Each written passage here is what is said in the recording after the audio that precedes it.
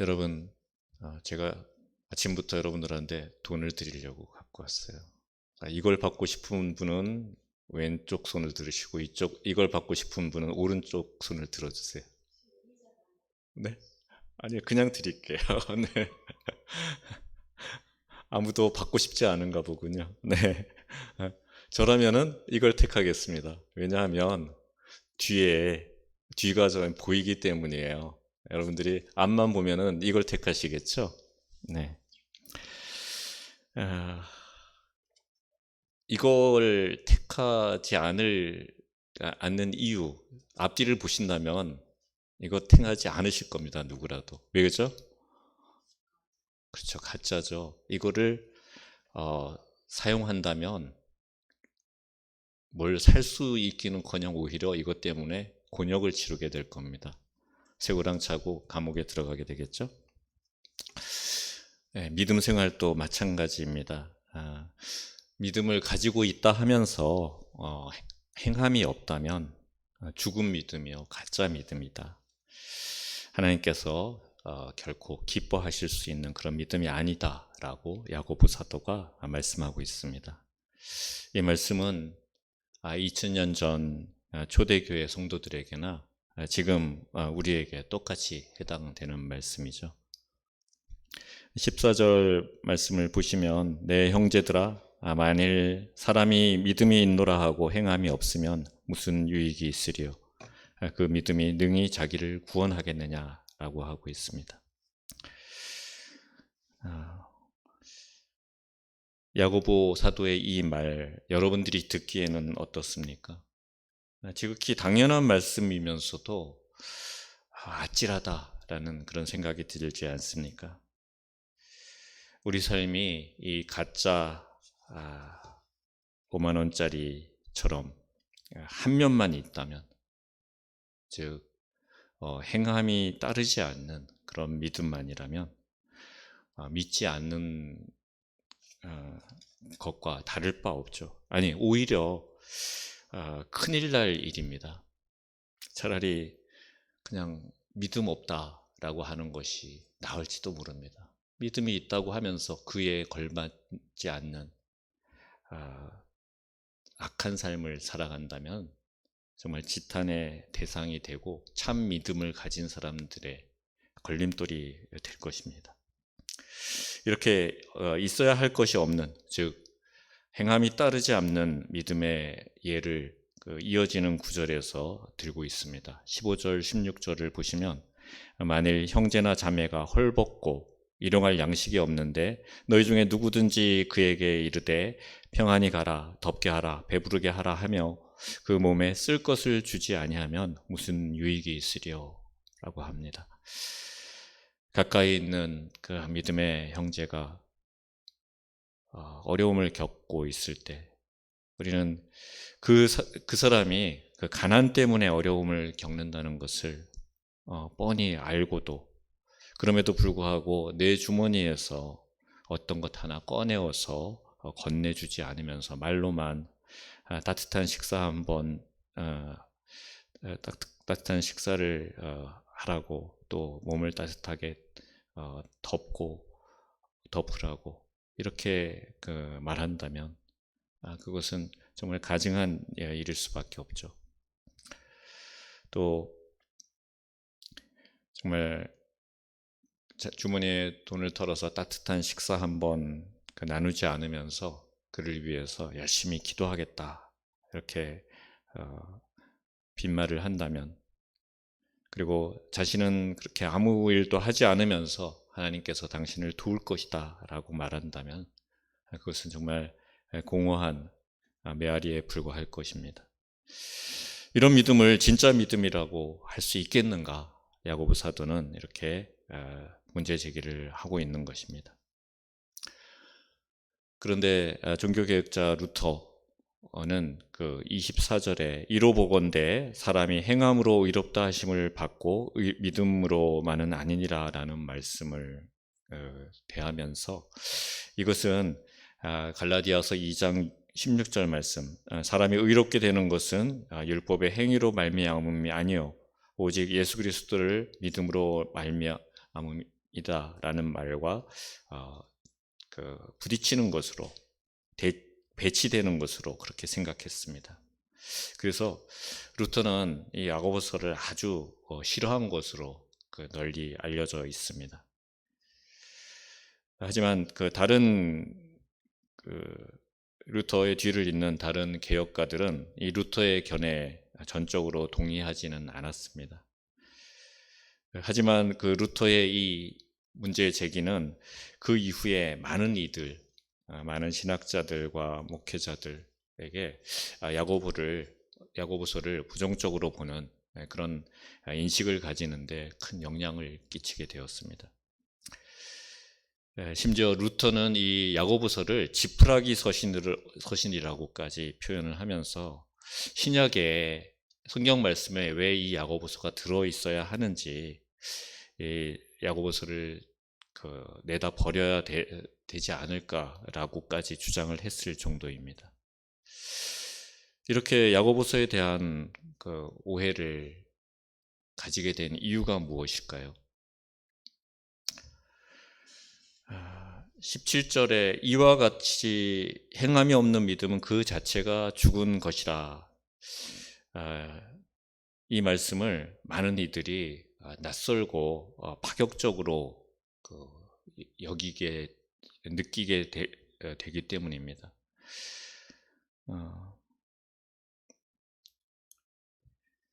야고보서의 이 말씀에 고개를 젓는 이들, 루터나 또 많은 이들이 그렇게 이 말씀을 대하게 되는 이유는 바로 바울이 전한 복음에 많은 영향을 받고 있는 것이라고 할 수 있죠. 바울은 이방인과 개종한 유대인들 사이에 큰 영향을 끼친 사도였습니다. 바울은 오직 믿음으로 구원받는다는 사실을 가는 곳마다 강한 어조로 전했습니다. 하지만 그것이 이런 오해를 낳게 된 것이라는 생각이 듭니다. 로마서 10장 10절 말씀을 보면 사람이 마음으로 믿어 의에 이르고 입으로 시인하여 구원에 이른다라는 말씀이 있죠. 이 말씀을 읽으면 누구나 한 번쯤 이렇게 구원받기가 쉬울까 하는 그런 생각을 가지게 됩니다. 마음으로 믿기만 한다면 우리 구원은 참으로 보장받는 것일까? 과연 아무도 알 수 없는 자기 자신의 마음만으로 구원을 확증할 수 있는가?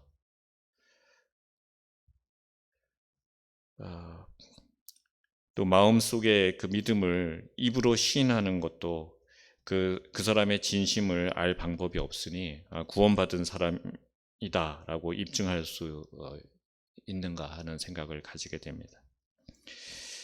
바울이 로마서를 기록할 당시 상황으로 들어가 보면 어떻습니까? 물론 마음으로 믿는 것은 한 사람 내부에 일어나는 개인적인 영역이죠. 하지만 입으로 시인한다는 것은 다릅니다. 그것은 드러나고 공적인 영역이죠. 세례를 받을 때 교회 공동체 앞에서 나는 예수님과 함께 죽고 예수님과 함께 살며 어떤 고난이 와도 예수님을 떠나지 않겠다고 회중 앞에서 약속을 하고 그래야만 세례를 받을 수 있었습니다. 그런데 당시 교회를 둘러싼 환경이 어땠습니까? 그때는 기독교가 공인받기 훨씬 이전의 시기였습니다. 그리고 교회가 극심한 박해를 받던 시절이었습니다. 교회 안에 밀고자가 있을지 누가 알 수 있겠습니까? 세례를 베푸는 그 자리에도 변절자가 있을 수가 있었습니다. 만약 공적인 자리에서 예수님을 그리스도로 인정했다라는 그 사실이 알려지게 되면 그는 끌려가서 곤욕을 치르고 죽임을 당하는 자리에 이를 수밖에 없었습니다. 짐승처럼 벌거벗겨진 채로 그 원형 경기장에 놓여서 굶주린 사자에게 물어뜯기는 그런 끔찍한 일을 당하게 될 수도 있었습니다. 정말 수치와 공포 속에서 죽어가게 되는 것이 믿음을 공적으로 고백한 자들 누구에게나 닥치는 그런 위험들이었습니다. 그래서 바울이 로마서에서 말한 입으로 시인한다라는 것은 그 끔찍한 죽음을 각오하는 적극적인 결단의 행동을 뜻하는 것입니다. 마음으로 믿는다는 것은 내적인 믿음이요, 입으로 시인하는 것은 적극적인 행함으로 말하는 것입니다.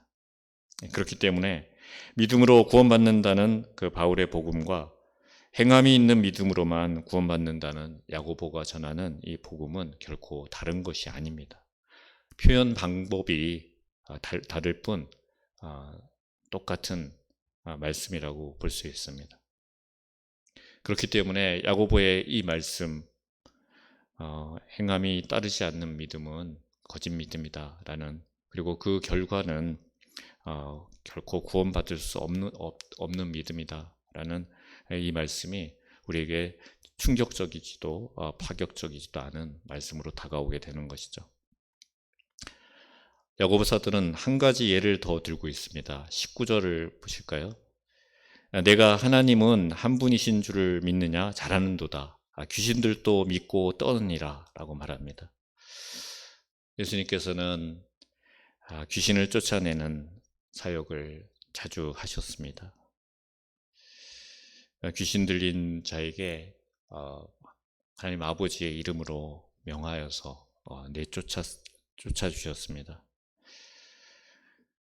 그들에게 다가갈 때마다, 그때마다 그 귀신들이 예수님을 알아보고 먼저 달려와서 그 무릎을 꿇습니다. 그리고 여기서 떠나달라고 간청합니다. 그들은 예수님이 어떤 분이신지, 누구인지를 잘 알고 있었던 것이죠.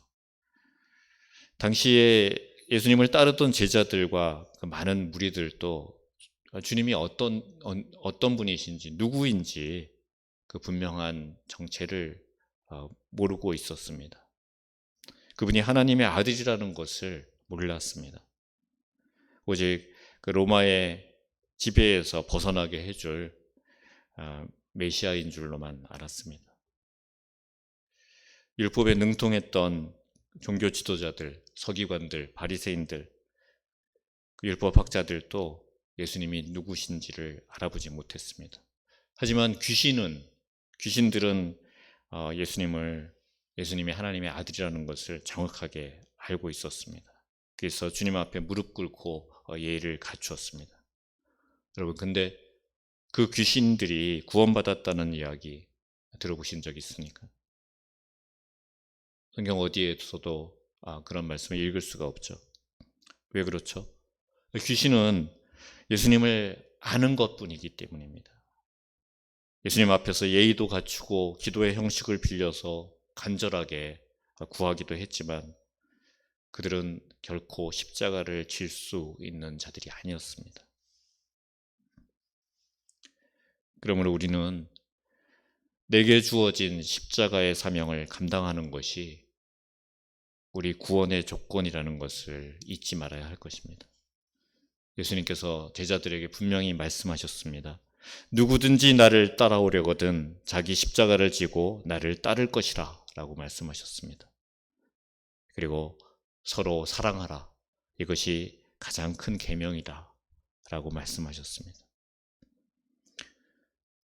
힘들고 어렵지만 너희가 믿음이 있는 자라면 삶으로 너희의 믿음을 입증해 보이라 라고 하신 것입니다. 그럴 때 우리에게 온전한 구원이 일어나는 것이라고 말씀하신 것입니다. 우리가 믿는다고 하면서 행하지 않는 것은 야고보 사도의 논리에 의하면 귀신이 예수님을 알고 믿는 것과 똑같은 것입니다. 그러므로 우리의 믿음이 귀신 수준의 믿음과 같이 되지 않으려면 하나님의 말씀을 듣고 기억하고 또 그대로 지켜 행해야 하는 것입니다. 이것이 귀신의 믿음과 우리의 믿음의 다른 점이죠. 믿음을 우리 삶의 실천으로 나타내는 것은 우리가 하나님 앞에서 구원받는 믿음으로 나아가는 중요한 첫 걸음이 될 것입니다. 21절을 보시면 우리 조상 아브라함이 그 아들 이삭을 제단에 바칠 때에 행함으로 의롭다 하심을 받은 것이 아니냐 라고 말하고 있습니다. 창세기 22장에 나오는 사건이죠. 하나님께서 아브라함에게 내 아들, 내 독자 이삭을 모리아산에 가서 번제로 바치라 라고 합니다. 그 말씀을 듣고 아브라함은 고민했지만 새벽 일찍 일어나서 아들 이삭과 종들을 데리고 길을 떠났습니다. 네겝에서 모리아 산까지는 200리 정도, 80km가 좀 안 됩니다. 그러니까 우리로는 200리죠. 예부터 성인 남자들의 걸음으로 하루에 걸을 수 있는 거리가 100리 정도로 100리 정도가 됩니다. 제가 그 수해로 어느 해 수해로 길이 끊어져 가지고 걸어서 아버지를 따라서 그 할아버지가 계신 곳으로 갔던 적이 있습니다.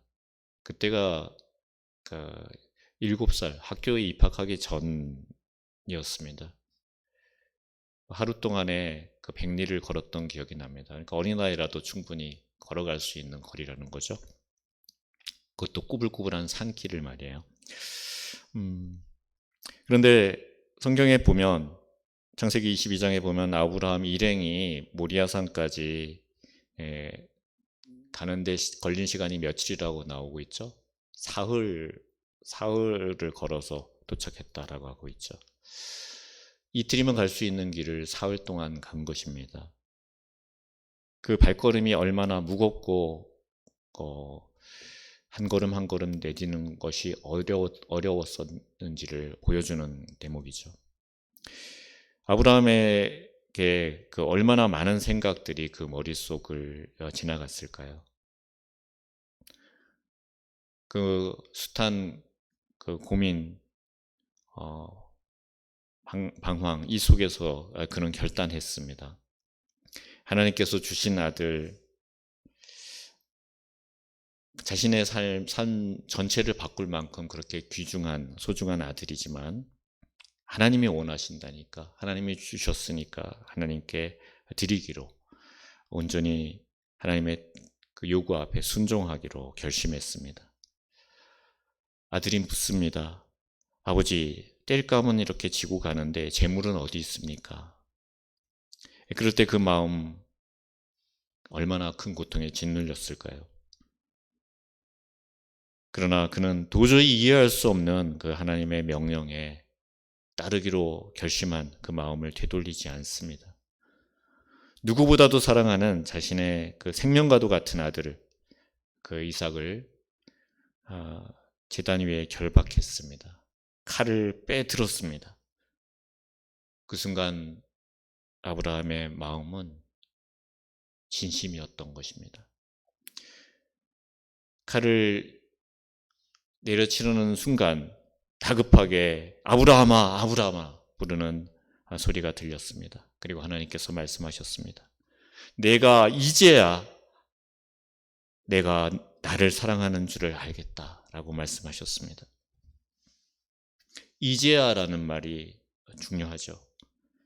이 이제야라는 말씀은 내 마음에 있는 믿음을 행함으로 보였으니 그 믿음을 이제야 참 믿음으로 인정한다라는 뜻입니다. 그렇습니다. 오늘 우리 마음에 있는 믿음을 흔들리지 않고 지켜 행함으로 드러낼 때 그 믿음은 하나님 앞에서 의롭다 하심을 받는 믿음이 될 것입니다. 22절 말씀을 보십시오. 내가 보거니와 믿음이 그의 행함과 함께 일하고 행함으로 믿음이 온전하게 되었느니라. 이 행함 그리고 일, 이것은 동일한 단어입니다. 행하는 것이 하나님께서 우리의 삶에 맡겨주신 일입니다. 그것을 함으로 믿음이 온전하게 되었다 라고 말하고 있습니다. 가짜 믿음, 반쪽짜리 믿음, 짝이른 믿음을 만들지 마시고 그 믿는 바대로 행함을 통해서 온전한 믿음을 세워가시는 여러분들이 되시기를 바랍니다. 오늘 하루도 우리가 가지고 있는 믿음을 행동으로 실천하고 드러내 보임으로 우리의 삶을 나타내고 하나님 앞에 참 칭찬받는 이들로 살아갈 수 있기를 바랍니다. 그것을 위해 기도하시다가 돌아가시는 여러분들이 되시기 바랍니다. 기도하겠습니다. 사랑의 하나님, 우리에게 생명 주시고